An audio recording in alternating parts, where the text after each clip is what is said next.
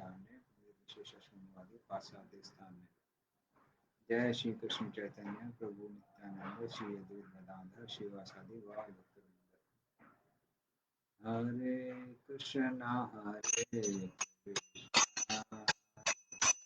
हरे राम हरे राम हरे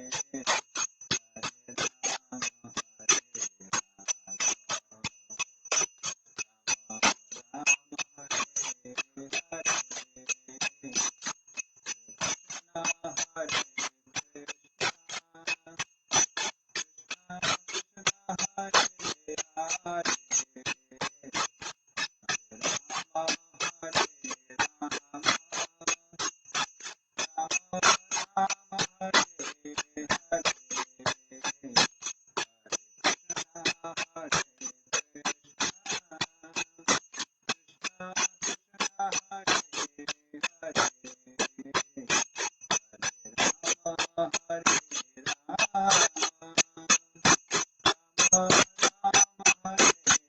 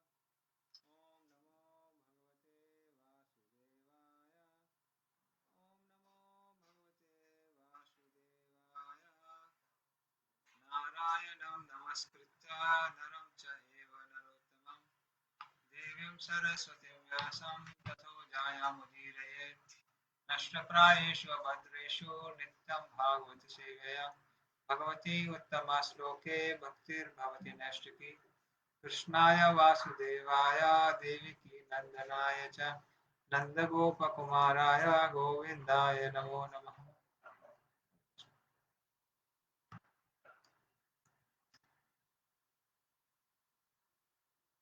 तो आज हम लोग दूसरे स्कंद का दूसरा अध्याय उस पर हम लोग चर्चा करेंगे।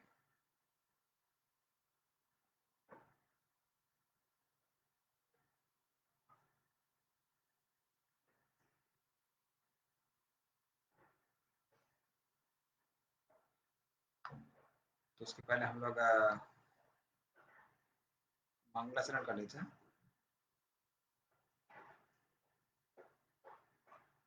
ज्ञानतिमिरन्दस्य ज्ञानाञ्जनशलाकया चक्षुरुन्मिलितं येन तस्मै श्रीगुरवे नमः। श्रीचैतन्यमनोभीष्टं स्थापितं येन भूतले स्वयं रूपकदामह्यं ददाति स्वपदान्तिकं वन्देऽहं श्रीगुरोः श्रीयुतापद्कमलं श्रीगुरुं वैष्णवांश्च श्रीरूपं साग्रजातां सहगना रघुनाथां तं सजीवं साद्वैतं सावधूतं परिजनासहितं कृष्णचैतन्यदेवं श्री राधा कृष्ण पादान सकनलता शिव शाखावतांस नमामि संपादाय कृष्ण पेशाय भूतले श्रीमते भक्तिवेदांत स्वामी नामले नमस्ते सरस्वते देवे गौरवाणी प्रचारणे निर्विशेष शून्यवादी पाश्चात्य देशितारणे वांछा कल्पतरुभ्यश्च कृपा सिन्धुभ्यश्च पतितनां पावनेभ्यो वैष्णवेभ्यो नमो नमः।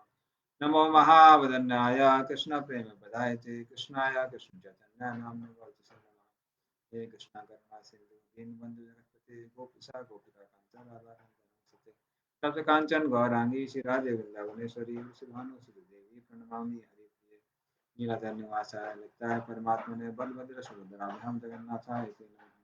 जय श्री कृष्ण चैतन्य प्रभु नित्यानंद श्री अद्वैत गदाधर शिवासादि गौर भक्तवृंद हरे कृष्णा कृष्णा कृष्णा हरे हरे हरे राम राम राम हरे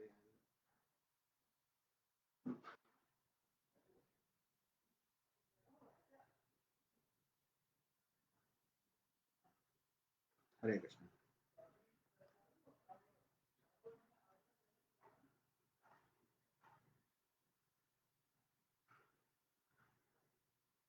तो हम लोग दूसरे अध्याय के बारे में चर्चा करेंगे। तो परमात्मा हृदय में विराजमान है उनके बारे में इस अध्याय में बताया गया है। और खासकर यहाँ पर क्योंकि सिर्फ भक्त नहीं बैठे हुए थे, बहुत सारे अष्टांग योगी भी बैठे हुए थे, इसलिए भगवान क्या करते हैं वहां पे थोड़ा अष्टांग योग के बारे में बताते हैं। सुखदेव गोस्वामी अष्टांग योग के बारे में बताते हैं इस अध्याय में।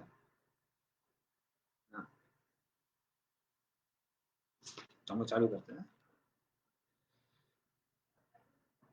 तो सुखदेव गोस्वामी कहते हैं कि पूर्व काल में ब्रह्मा जी ने विराट रूप पर ध्यान करके इस जगत का निर्माण किया। और निर्माण मतलब पुनर्निर्माण किया, जो कि ब्रह्मा जी जब सो जाते हैं तो कभी कभी ब्रह्मा जी सृष्टि करने की विद्या ही भूल जाते हैं और कभी कभी नहीं भूलते हैं।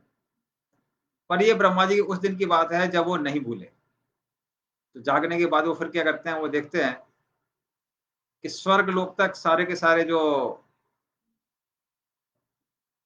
अन्य लोग हैं, जो नीचे के लोग हैं, वो सब जलमग्न हो गए हैं, ध्वस्त हो गए हैं, उनका पुनर्निर्माण करना पड़ेगा। इसलिए वो क्या करते हैं, विराट रूप पर ध्यान करते हैं। तो जैसा हमने पहले भी डिस्कस किया था कि ब्रह्मा जी जब विश्राम करते हैं तो स्वर्ग लोक तक जितने भी भुवन है वो सबके सब क्या हो जाते हैं, विनष्ट हो जाते हैं। तो भूलोक, भंवरलोक, स्वर्गलोक ये विनष्ट हो जाते हैं। साथ में जो भूलोक के नीचे हैं, आताल, पाताल, विताल, तलातल, रसातल, महातल, ये सब के सब जलमग्न हो जाते हैं। और फिर ब्रह्मा जी उठने के बाद पुनः उनका निर्माण करते हैं। तो इस तरह से वो क्या करते हैं, विराट रूप पर ध्यान करते हैं।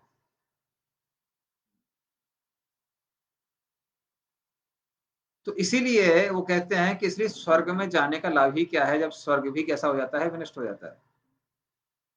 तो वेदों में जहाँ तक भौतिक सुखों की बात की गई है, उन भौतिक सुखों को प्राप्त करके क्या लाभ? क्योंकि वो कैसे हैं, वो क्षणिक है।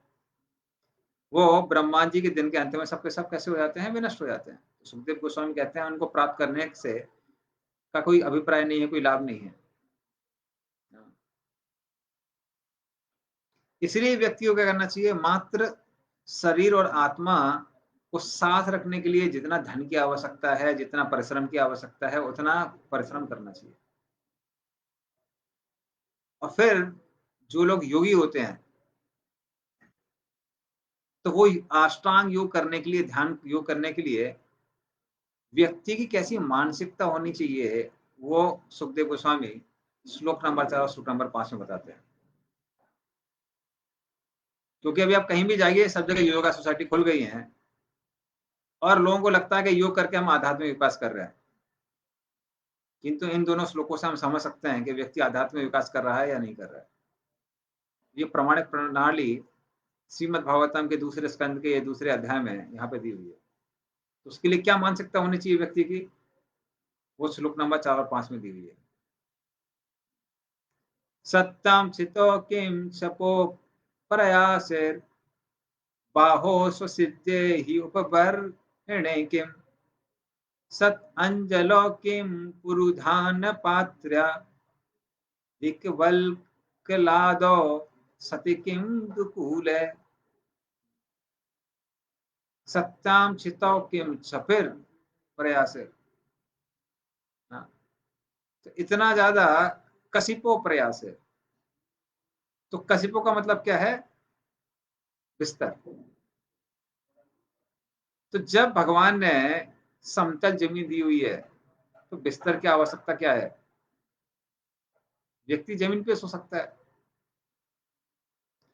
बाहो सिद्ध, जब भगवान ने हाथ दिया हुआ है, तो तकिए की आवश्यकता है, ऐसे हाथ कर लीजिए और बस लेट जाइए, सो जाइए। हाँ, उपबरहणे किम सती अंजलो किम। और जब भगवान ने हाथ दिए हुए हैं, अंजलि दी हुई है, तो किसी पात्र की आवश्यकता क्या है? ऐसे हाथ बढ़ाइए, उसमें आप पानी भर सकते हैं, अन्न भर सकते हैं, जो भी कर सकते हैं, और उसको खा सकते हैं, पी सकते हैं। फिर वो कहते हैं पुरुधान पात्र।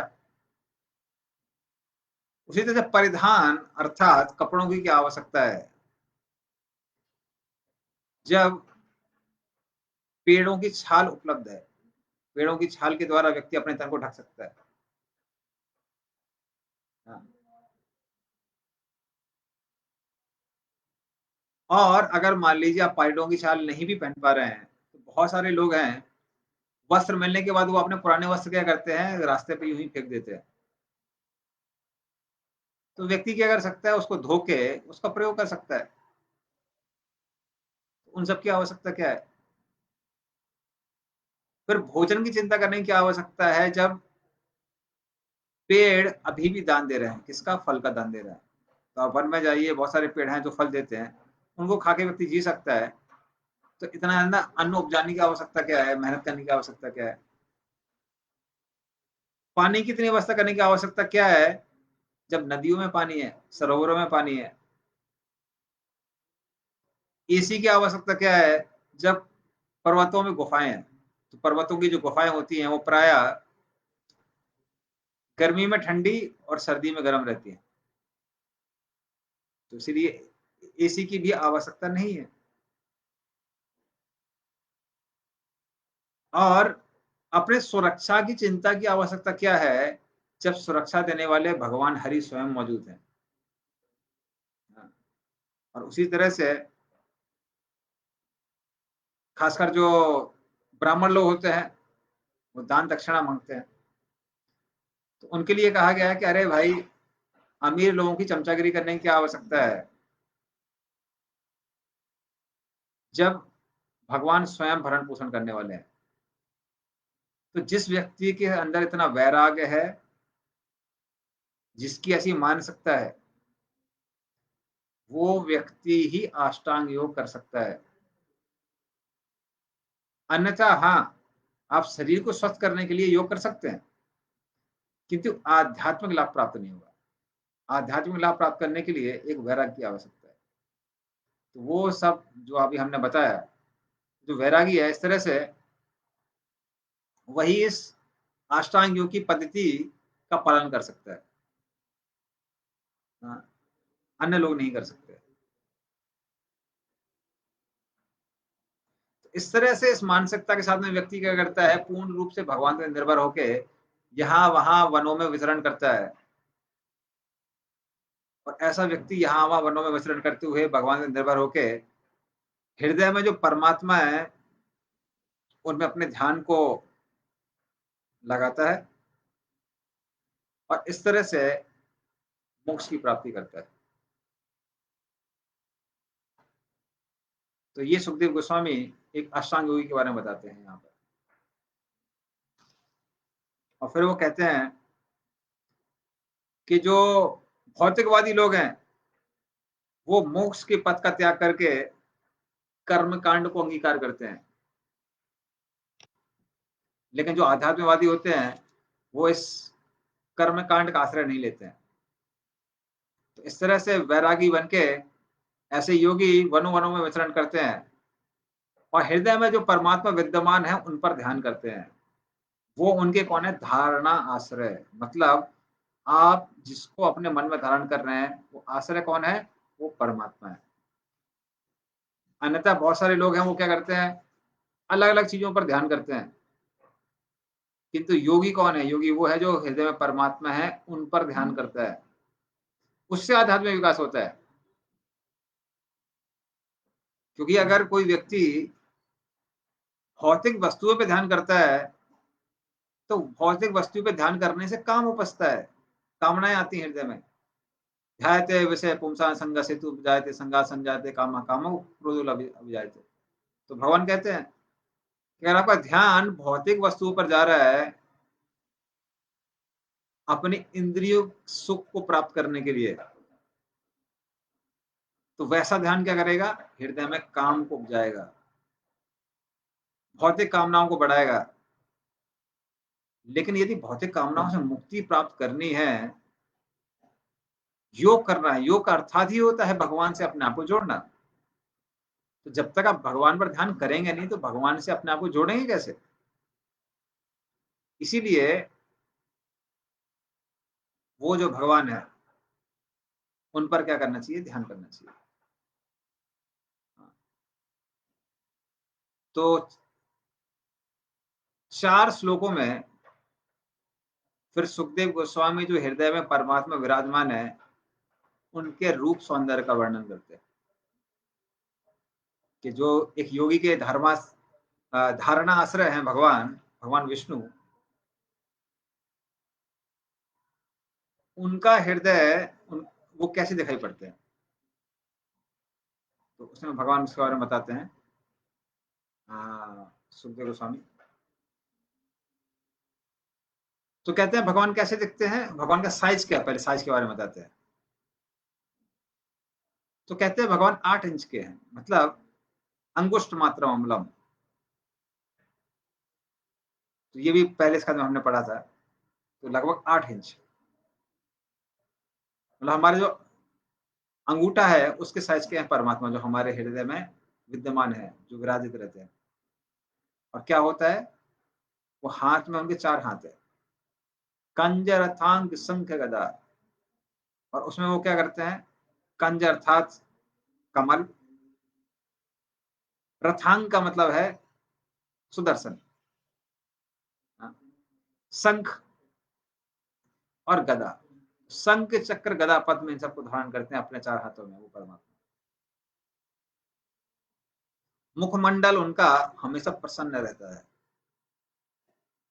आंखें एकदम कमल की पंखुड़ियां जैसी। उनके जो वस्त्र हैं, तो कदम्ब का फूल जब पक जाता है, पीले रंग का हो जाता है, तो जैसा उसका रंग होता है गेरुए रंग का, वैसे भगवान के कैसे होते हैं, वस्त्र होते हैं। और वो अलग अलग आभूषणों से सुशोभित रहते हैं भगवान। और उनके जो गहने हैं वो स्वर्ण के बने हुए हैं और अलग-अलग रत्नों द्वारा अलंकृत हैं। उनकी जो पगड़ी है और जो कुंडल है,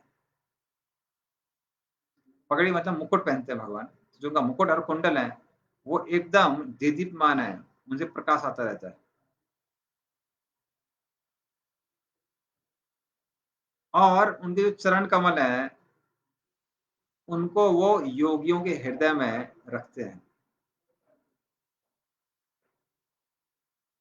उनके हृदय में कौस्तुभ मणि भी है और उनके कंधों में भी अलग-अलग आभूषण सुशोभित है। गले में वैजंती माला है और कमर में कमरबंद है। उनकी सारी उंगलियों में अंगूठियां हैं जो कि अलग-अलग रत्नों से सुशोभित है। पैरों में पायल, हाथों में कड़े,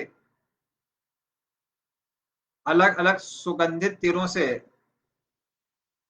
उनके घुंघराले बाल सुशोभित रहते हैं। और वो जो बाल हैं थोड़े से नीले रंग के दिखाई देते हैं और उनके सुंदर मुखमंडल पर बहुत ही सुंदर दिखाई देते हैं। तो इस तरह से भगवान के रूप का विवरण किया गया है, जिस पर ये योगी लोग क्या करते हैं, ध्यान को लगाते हैं। तो इस रूप पे ध्यान को भगवान का जो रूप है, इस रूप पर योगी लोग ध्यान को केंद्रित करते हैं। ऐसा नहीं है कि किसी भी चीज पर हमने ध्यान केंद्रित कर दिया तो वो योग बन जाता है, बल्कि अन्य किसी चीज पर अगर आप ध्यान देते हैं तो योग नहीं रहता है, वो उससे भोग की प्रवृत्ति बढ़ जाती है। ध्यान किस पे होना चाहिए? भगवान पे होना चाहिए। भगवान विष्णु जो हृदय में विराजमान है उन पर ध्यान होना चाहिए, तब उस व्यक्ति को हम योगी कह सकते हैं, प्रामाणिक योगी। हाँ, तो इस तरह से वो इस योगी कौन है? धारणाश्रय है, जिस पर वो ध्यान करते हैं। और जो भक्त होते हैं, भक्त के हृदय में कृष्ण वैसे ही विराजमान रहते हैं और भक्ति करके भी हम उन भगवान को आराम से देख सकते हैं। तो जब भक्त लोग भक्ति करते हैं तो कुछ दशकों बाद ऐसा होता है कि जो हृदय पूर्ण रूप से काम क्रोध इत्यादि से साफ हो जाता है, भगवान की भजन के प्रति रुचि आने लगती है फिर, और भगवान के प्रति भाव प्रकट होने लगता है, आध्यात्मिक भाव। उस समय भक्त लोग भी अपने हृदय में उन भगवान को देख सकते हैं। जैसे हमारे इस्कॉन के भक्त लोग जब परमात्मा का चित्र बनाना चाह रहे थे, तो वो भक्त उनके पास गए, प्रभुपाद जी के पास गए और पूछने लगे, प्रभुपाद जी परमात्मा कैसे दिखते हैं? हाँ, प्रभुपाद जी ने क्या किया, आंख बंद की और उनके रूप का विवरण देना चालू किया। और फिर वो कहते हैं कि परमात्मा हृदय में बैठे रहते हैं, कभी कभी खड़े हो जाते हैं, कभी कभी खड़े हो जाते हैं, बैठे रहते हैं, इस समय बैठे हुए हैं। तो प्रभुपाद जी ऐसे देख के बताते हैं। तो उस तरह से स्वतः ही उन भक्तों को वो दिखाई दे जाता है, किंतु जो योगी हैं उनको आराम से भगवान नहीं दिखते हैं, तो उनको मानसिक चित्रण करना पड़ता है भगवान विष्णु का जो हृदय में विराजमान है।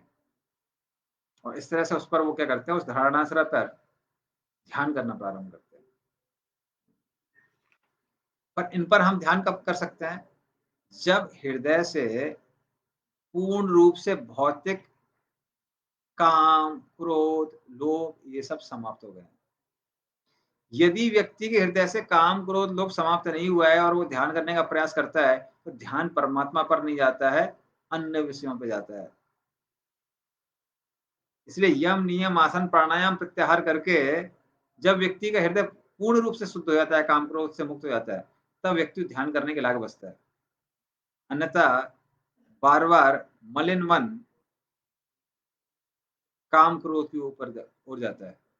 इससे और जितना आप उस पे ध्यान करेंगे उतना ज़्यादा क्या होगा, काम, क्रोध बढ़ता जाएगा। तो उससे ध्यान करने से आध्यात्मिक प्रगति नहीं होगी, दुर्गति होगी। इसलिए जिसका हृदय काम, क्रोध से साफ है, वही वो क्या कर सकता है, इस परमात्मा पर ध्यान कर सकता है। उसकी तुलना हम देख सकते हैं, भक्ति कितनी आसान है। हृदय में अगर दूषण भी है, आप भगवान का नाम लीजिए, हृदय कैसा होगा? शुद्ध होगा। आप भगवान की विग्रह की पूजा कीजिए, भगवान का दर्शन लीजिए, हृदय शुद्ध होगा। योग के लिए बहुत क्वालिफ़िकेशन है। फिर वो सुखदेव गोस्वामी आगे बताते हैं, भगवान की जो लीलाएँ हैं, जो मुस्कुराता हुआ चेहरा है, हाँ, ये सब के सब इस योगी के ऊपर क्या है? आशीर्वाद हैं। तो इस तरह से भगवान योगी से आदान-प्रदान कैसे करते हैं? वो योगी की ओर मुस्कुराते हैं, योगी उनकी ओर मुस्कुराता है। हाँ, तो इस तरह से योगी परमात्मा के साथ आदान-प्रदान करता है।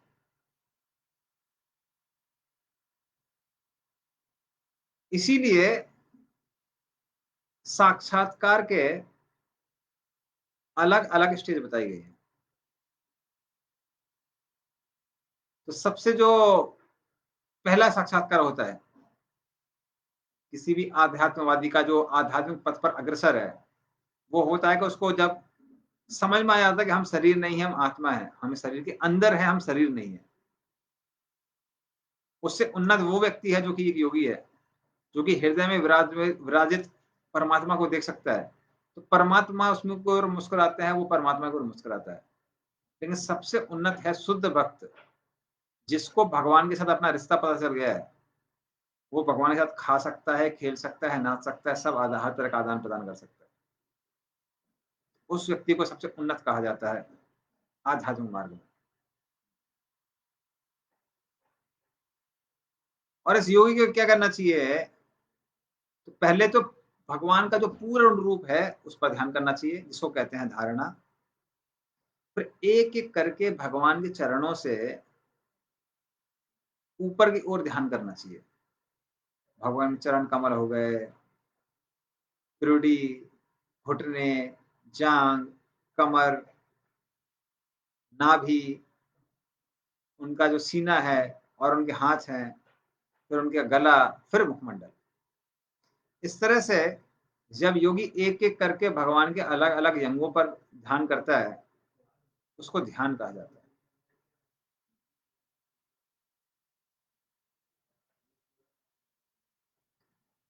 और जब ध्यान पूर्ण रूप से इतना ज़्यादा हो जाता है कि व्यक्ति पूर्ण रूप से भगवान में ही मग्न हो जाता है, परमात्मा ही मग्न हो जाता है, उसको समाधि कहते हैं। तो इस तरह से योगी को क्या प्राप्त होता है?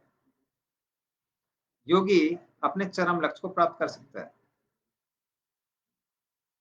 तो धारणा, ध्यान, समाधि। तो ये किसके लिए? ये उस व्यक्ति के लिए है जिसके हृदय से काम, क्रोध, लोभ इत्यादि कैसे हो गए हैं? नष्ट हो गए हैं। किंतु जिस व्यक्ति के हृदय से काम, क्रोध, लोभ इत्यादि नष्ट नहीं हुए हैं, उस योगी को भगवान के विराट पुरुष पर ध्यान करना पड़ता है। हाँ, तो विराट पुरुष, तो कुछ समय बाद हम विराट पुरुष के बारे में बताएंगे, कैसे लोग विराट पुरुष पर ध्यान करते हैं। तो ऐसे लोग विराट पुरुष पर ध्यान करते हैं। विराट पुरुष कौन है? पाताल लोक जिनके चरण हैं,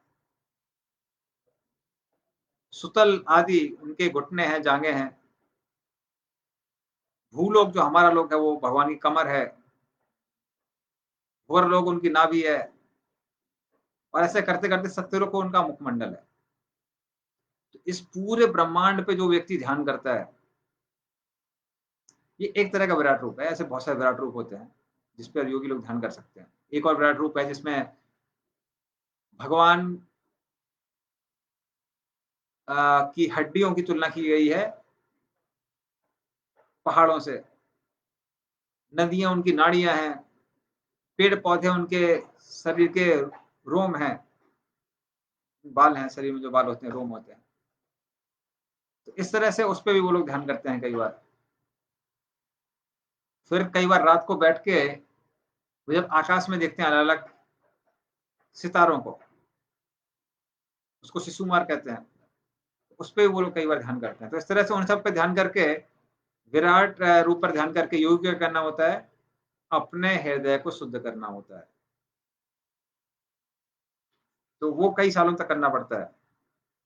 तो इस तरह से व्यक्ति पहले क्या करता है? यम, नियम, आसन, प्राणायाम। तो यम का मतलब है क्या-क्या नहीं करना चाहिए, जैसे मांसाहार नहीं करना चाहिए, मदिरापान नहीं करना चाहिए, मैथुन इत्यादि में व्यक्ति को संलग्न नहीं होना चाहिए, अगर योग करना है तो।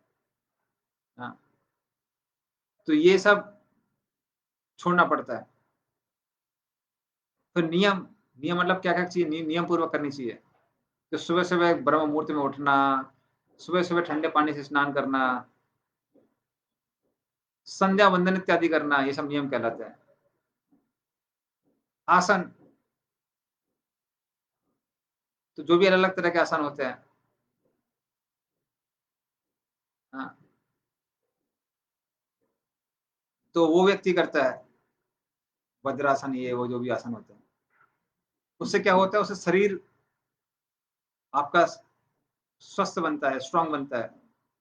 फिर प्राणायाम, प्राणायाम से क्या होता है, अपने व्यक्ति अपने शरीर में जो वायु होती है 10 तरह की, उन पर नियंत्रण प्राप्त करता है और उनके द्वारा मन को नियंत्रित करता है।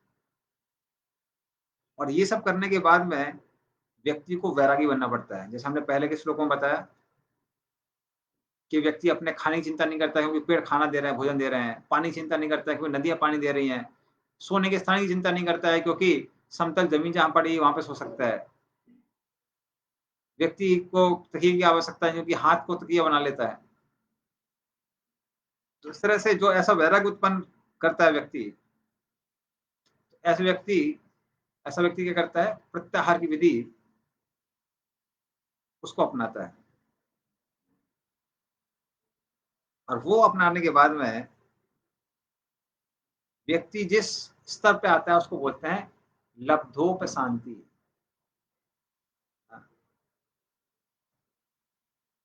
तो लब्धोपशांति का मतलब क्या है? व्यक्ति संकल्प लेता है। क्या संकल्प लेता है?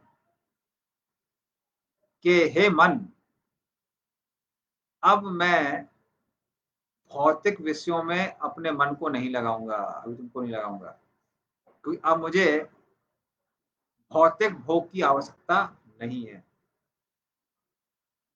इसलिए तुम क्या करो, तुम बुद्धि में लीन हो जाओ। और फिर वो बुद्धि को लीन करता है जीव में, मतलब अभी मन और बुद्धि को किसमें लगाता है? मात्र आत्मा में लगाता है। और धीरे धीरे करके वो अपने आप को, मन को परमात्मा में लगाता है। इस तरह से उसको लब्धोपशांति कहते हैं। और जब वो पूर्ण रूप से धारणा, ध्यान, समाधि, इसके बारे में जस्ट अभी हमने आपको बताया, उसको जब लगाता है तो समय, भौतिक गुण, अहंकार, इन सब का प्रभाव व्यक्ति पर समाप्त हो जाता है। जब वो किसमें पहुंच जाता है? समाधि में पहुंच जाता है। और ऐसा व्यक्ति अगर चाहे तो परमात्मा को प्राप्त कर सकता है, या भगवान को प्राप्त कर सकता है, या फिर ब्रह्म को प्राप्त कर सकता है। ब्रह्म का मतलब है भगवान के शरीर से जो किरणें निकलती हैं, भगवान विष्णु के या भगवान कृष्ण के, उनमें प्रवेश कर जाता है। और जब उसको उस ब्रह्म का साक्षात्कार हो जाता है, खासकर ये साक्षात्कार हो जाता है कि मैं शरीर नहीं हूं, मैं शरीर के अंदर स्थित एक आत्मा हूं। जैसे हमको लगता है कि हम कमरा नहीं है, हम कमरे के अंदर हैं। तब व्यक्ति क्या कर सकता है? उसके बाद यदि शक्ति षट चक्र योग कर सकता है। आजकल लोग पहले ही षट चक्र योग सिखा देते हैं, वो काम नहीं करता है। जब आपको ये साक्षात्कार हो जाता है कि आप शरीर नहीं है, आत्मा है, तब जाके षट चक्र योग काम करता है। ये भागवतम के अनुसार है। फिर व्यक्ति क्या करता है? षट चक्र योग का पालन करता है, मूलाधार चक्र को जागृत करता है, फिर स्वादिष्ठान चक्र को जागृत करता है, मणिपूरक चक्र को जागृत करता है, अनाहत चक्र, विशुद्धि चक्र, और फिर अंतिम में अज्ञा चक्र को जागृत करके अपने आत्मा को ब्रह्मरंध्र पर लेके जाता है। और शरीर को फाड़ के, सर को फाड़ के आत्मा अपने गंतव्य स्थान पर पहुंचती है। तो अगर वो ब्रह्म में प्रवेश करना चाहता है, भगवान में लीन होना चाहता है, भगवान में लीन हो सकता है, वैकुंठ धाम जाना चाहता है, वैकुंठ धाम जा सकता है। तब वो इन सब स्थानों को प्राप्त कर सकता है। किंतु आजकल जैसे लोग षट योगा के बारे में बताते हैं, ये तब तक विधि काम नहीं करेगी जब तक आपका हृदय पूर्ण रूप से साफ नहीं है और आपको ये साक्षात्कार प्राप्त नहीं होगा कि हम शरीर नहीं, क्या है, आत्मा है। तब तक व्यक्ति को समझ में नहीं आएगा। और मान लीजिए परमात्मा पर व्यक्ति ध्यान करने के लायक ही नहीं है, क्योंकि काम, क्रोध इत्यादि हृदय में बहुत भरे हुए हैं। तो अगर इस लोक में या स्वर्ग लोक में या ब्रह्म लोक में कहीं भी भोग करने की इच्छा अगर व्यक्ति के अंदर है, तो उसको क्या करना चाहिए? जैसे हमने बताया, उसको विराट रूप पे ध्यान देना चाहिए। विराट रूप पे ध्यान करने के बाद अगर हृदय से काम, क्रोध, लोभ सब समाप्त हो गया है, तब वो क्या कर सकता है? दोबारा परमात्मा पर ध्यान कर सकता है। और मान लीजिए विराट रूप पे ध्यान कर करके बहुत समय बीत गया है, अभी तक हृदय शुद्ध नहीं हुआ है, तब व्यक्ति क्या कर सकता है? तब वो एक अलग पथ धारण करता है मोक्ष को प्राप्त करने का। उसको बोलते हैं क्रम मुक्ति, क्रम मुक्ति का मार्ग।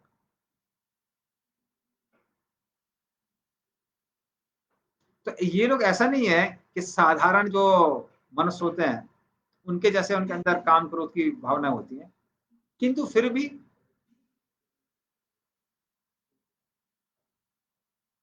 अलग अलग लोकों में कुछ सूक्ष्म तरीके के जो आ,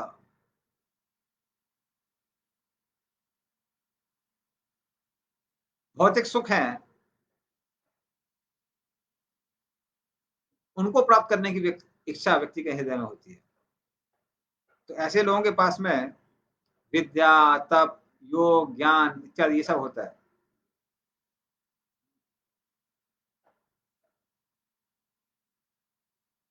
किंतु फिर भी हृदय पूर्ण रूप से स्वच्छ नहीं होता है। तो क्योंकि पूर्ण रूप से अभी हृदय स्वच्छ नहीं है, तो ऐसे लोग क्या करते हैं? इस शरीर को त्यागने के बाद वो अलग अलग लोकों में जाते हैं और वहां पर जाकर अपनी सारी इच्छाओं को पूर्ण करते हैं। जैसे पहले वो जाते हैं वैश्वानर लोक, वहां पे अपने भौतिक इच्छाओं को पूरा करते हैं। और ये जो भौतिक संसाधन जहाँ पे जो वहां पे प्राप्त है, वो स्वर्ग आदि में भी प्राप्त नहीं है। वहां पे सारी इच्छाओं को पूर्ण करने के बाद व्यक्ति जाता है सुकुमार लोक, वहां पर अपनी इच्छाओं को पूरा करता है। वहां होने के बाद महर लोक जाता है, वहां पे अपनी भौतिक इच्छाओं को पूरा करता है। और फिर चौथी जगह जाता है ब्रह्मलोक में, जहां पर ब्रह्मा जी क्या करते हैं? वास करते हैं। हाँ। तो ब्रह्मलोक मतलब सत्यलोक कहते हैं, ब्रह्मा जी का जो लोक है। तो उस तरह सत्यलोक में वो लोग जाके वहां प्रवेश करते हैं और वहां ब्रह्मा जी के साथ में रहते हैं और अपनी भौतिक इच्छाओं को पूर्ण करते हैं। तो उस स्थान पे कोई पश्चाताप नहीं है, मतलब कुछ पश्चाताप करने के लायक ही नहीं है, कुछ पछताने के लिए नहीं है, कुछ भय करने के लिए नहीं है, कोई पीड़ा नहीं है, मानसिक पीड़ा, कोई शारीरिक पीड़ा नहीं है। हाँ, इस तरह से व्यक्ति वहां पर काफी समय तक वास करता है और अपनी इच्छाओं को पूर्ण करता है। और जब वहां इच्छा पूर्ण हो जाती है, तब ब्रह्मांड में जो अलग अलग परतें हैं उनमें व्यक्ति जाता है। जैसे पहले कहाँ जाता है? पहले पृथ्वी की जो लेयर है, उसका जो आवरण है पृथ्वी का, वहां जाता है। और वहां पर जो भी खुशबू सूंघने की जो भी इच्छाएं उसके अंदर, वो सारी पूर्ण कर लेता है। क्योंकि जो भी सुगंध है, सुगंध पृथ्वी का एक गुण है। इसलिए आप देखेंगे जब बारिश होती है तो पृथ्वी से एक सुगंध निकलती है, जिसको भगवान बोलते हैं पुन्नो गंध्याम पृथ्व्याम च, भगवत गीता में कहते हैं। उस तरह से गंध कहाँ आती है? वो पृथ्वी से आती है। तो वहां पर सारी सूंघने की, जो भी आपको सूंघने की इच्छा है, जो भी सेंट चाहिए, ये चाहिए, वो चाहिए, जो जो खुशबू चाहिए, वो उसको पूरा करता है। उसके बाद जाता है अगले आवरण में, जो किसका है, जो जल का बना हुआ है, और वहां चखने की जो इच्छाएं होती पूर्ण रूप से चखने की सारी इच्छाओं को व्यक्ति पूरा कर लेता है। फिर अगली जो आवरण है वो है अग्नि का। तो अग्नि में जो भी उसकी दिखने की इच्छा है, हर तरह के दृश्य को देखता है, और देखते देखते जब वो इच्छा पूर्ण हो जाती है तब अगले आवरण में जाता है, जो कि किसका है, वायु का है। वायु में जो भी उसका स्पर्श करने की जिस तरह की भी इच्छा है, जो जो वो स्पर्श करना चाहता है, उस इच्छा को पूर्ण करता है। फिर जाता है आकाश के आवरण में। आकाश में जो भी उसकी सुनने की इच्छा है अलग अलग चीजों की, उनको पूर्ण करता है। और इस तरह से सारी स्थूल इच्छाएं जब उसकी पूर्ण हो जाती हैं, तब वो अगले आवरण में जाता है, जो है अहंकार का, जिसके अंदर व्यक्ति का जो जो इच्छा है अपना अहंकार पूर्ण करने का, वो सारी इच्छाएं पूर्ण हो जाती हैं। फिर वो महातत्व को उसमें जाता है, और फिर प्रधान के आवरण में जाता है। तो इस तरह से सारे स्थानों पर जाकर वो सारी इच्छाओं को पूर्ण करता है, और अंत में ऐसा योगी महाविष्णु के शरीर से जो ब्रह्म ज्योति निकल रही है उसमें प्रवेश करता है। तो योगी की ये जो दो पथ हैं, एक क्रम मुक्ति वाला और एक षटचक्र योगा वाला, इसको भगवान यहाँ बताते हैं।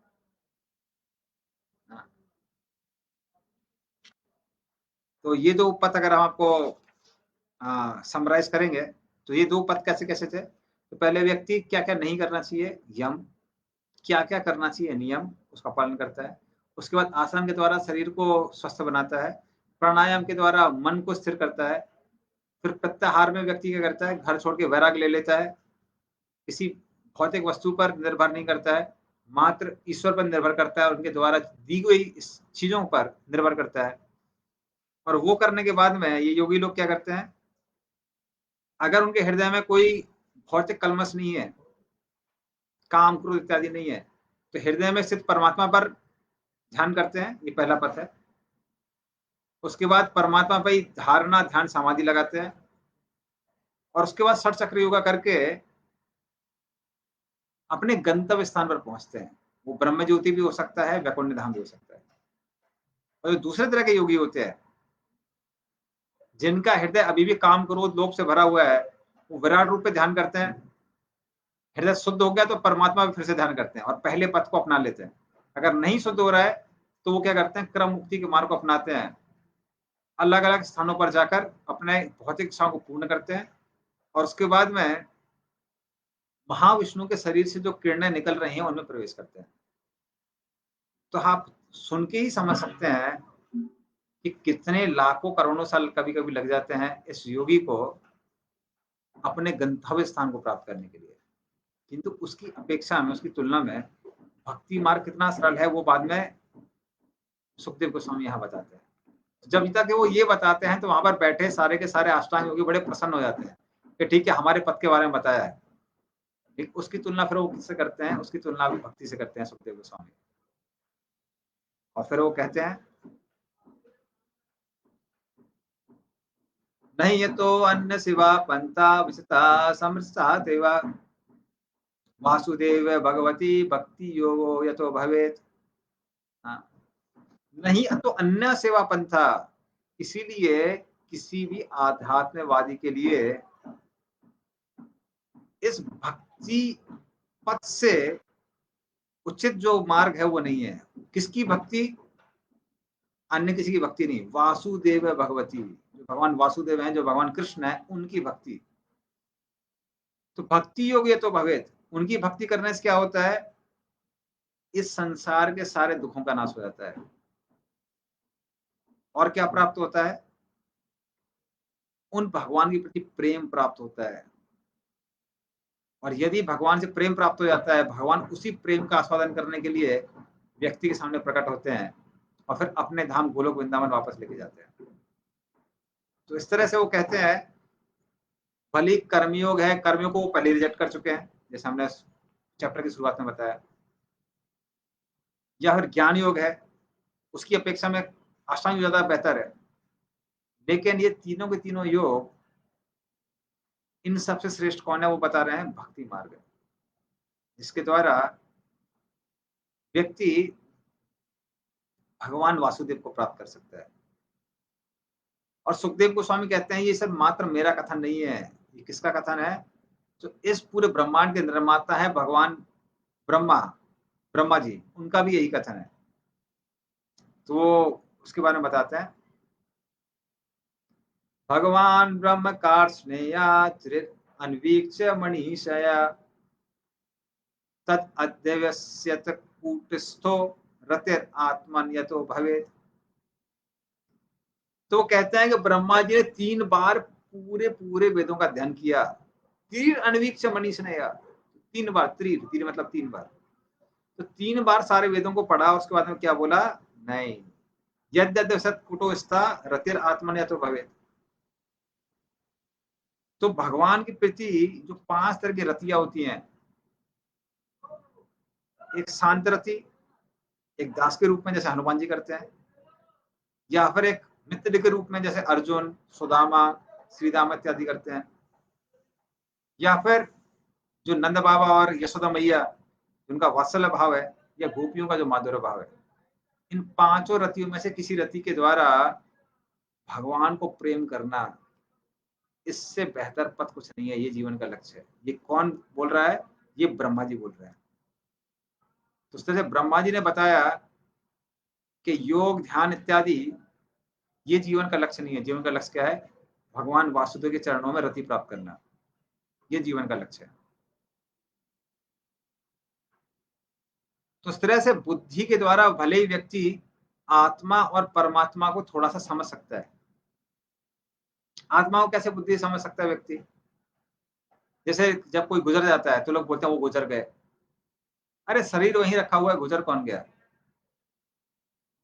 आप जिसको अभी तक शरीर समझ रहे थे वो तो वहीं पड़ा हुआ है, गुजरा कौन है, कौन गुजर गया, आत्मा गुजर गई है। तो इसके द्वारा हम लोग क्या समझ सकते हैं कि हम शरीर नहीं, आत्मा है। और थोड़ा बुद्धि के साथ में व्यक्ति परमात्मा को भी समझ सकता है। कैसे,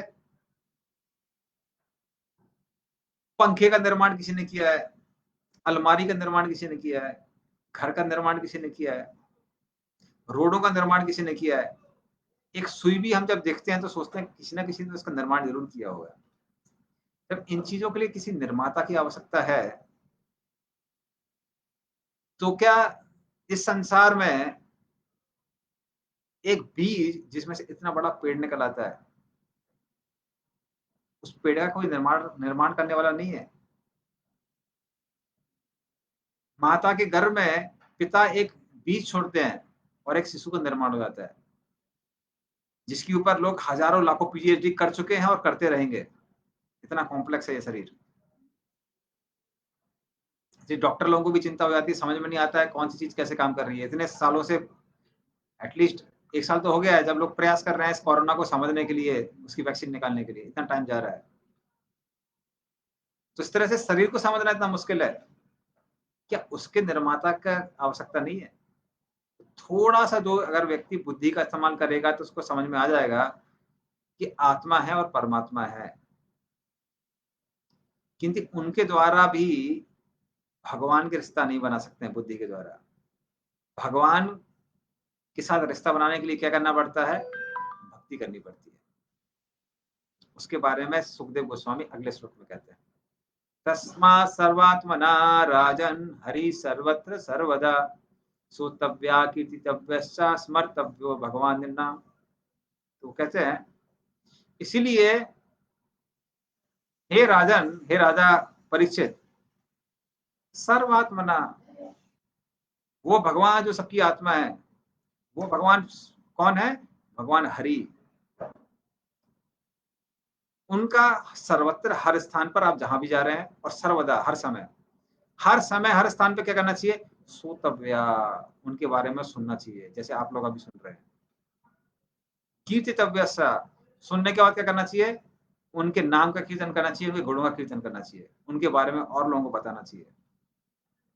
और साथ में स्मर्तव्यो, उनके बारे में उनका चिंतन करना चाहिए मन के द्वारा। तो ये जीवन का क्या है, ये लक्ष्य है, ऐसी भक्ति जो श्रवण कीर्तन और स्मरण से बनी हुई है। इसके द्वारा ही हम भगवान के साथ एक रिश्ता बना सकते हैं जो कि अटूट रिश्ता है, और भगवान को वापस प्राप्त कर सकते हैं और उस जगत को प्राप्त कर सकते हैं जहाँ कोई दुख नहीं है, कलमश नहीं है, धोखाधड़ी नहीं है। आजकल लोग किसी पर विश्वास नहीं कर सकते, किंतु वहां पे पूर्ण रूप से शुद्ध लोग रहते हैं। पर उन शुद्ध लोगों के साथ में अगर हमको जाना है, उनके साथ मिलना है, तो हमको भी शुद्ध बनना पड़ेगा ना। तो इसलिए भगवान के बारे में सुनने से, उनका कीर्तन करने से, उससे हम भगवान की भक्ति कर सकते हैं। और कलयुग में ये खासकर बहुत आसान है, किसके द्वारा? भगवान का नाम लेके। हरे कृष्णा कृष्णा कृष्णा हरे हरे, हरे राम राम राम हरे हरे।